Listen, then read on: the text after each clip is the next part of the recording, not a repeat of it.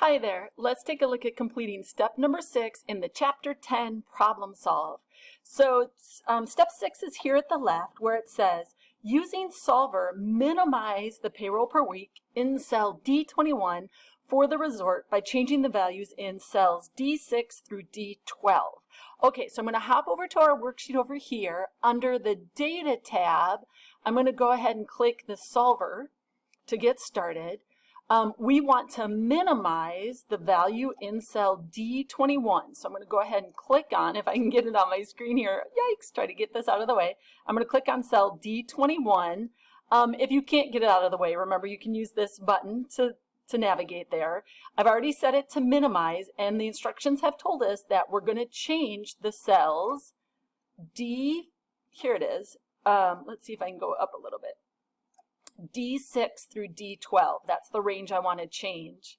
Okay, and then let's keep reading our instructions. We're going to add some constraints. We're going to have two constraints that we add.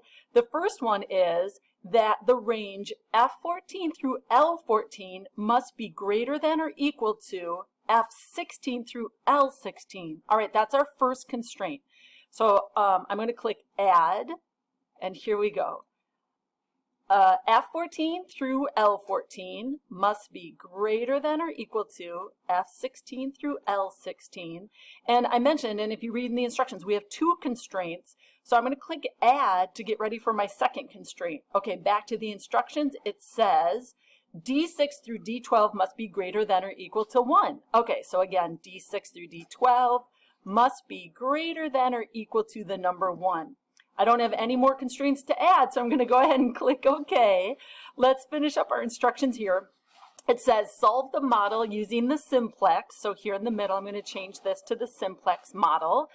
And then I'm going to click solve. It says keep the solver solution, no report is needed. So by default, it says keep the solver solution, no report is needed, so I won't select one. I'll go ahead and click OK.